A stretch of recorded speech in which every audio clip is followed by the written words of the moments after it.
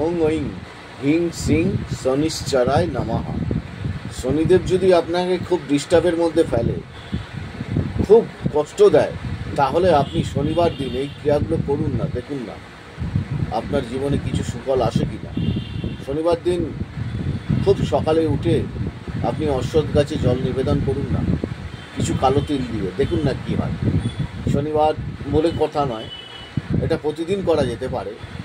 আর হনুমানের পুজো, বজরংবলী অবশ্যই পুজো করুন এবং পায়ে মেটে সিঁদুর দিয়ে সেখান থেকে সেই সিঁদুর নিজের কপালে লাগান।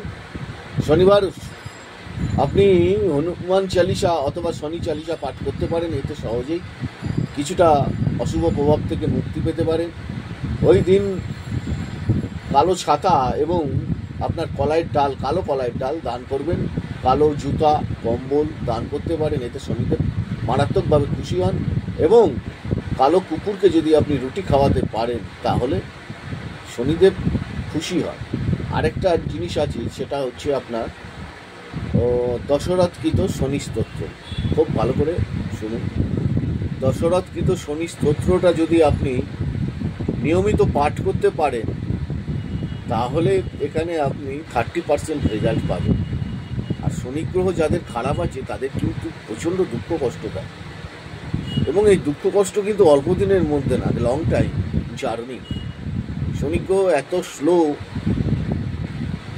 ঘোরে যেরকম রাশিচক্রে, তেমনি আমাদের জীবন থেকেও কিন্তু সরে যেতে প্রচণ্ড টাইম লাগে। বিদ্যুৎ গ্রহ, তারপরে এক একটা রাশিতে আপনার 2.5 বছর করে থাকে। চিন্তা করুন কি ভোগান্তি দেবে, কি ভোগান্তি দেয় আমাদের। অতএব এই একটা গ্রহ যদি আমাদের ফেভারে থাকে তাহলে কিন্তু আমাদের জীবনের অনেক কিছু সম্পদ লাভ হতে পারে।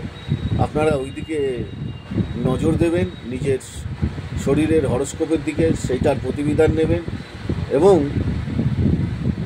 অনুষ্ঠানগুলো দেখুন, শুনুন। ভালো লাগলে লাইক সাবস্ক্রাইব করুন। অনেক কিছু জানাবো আপনাদের, জানানোর আছে। আজ এই পর্যন্তই। ভালো থাকুন।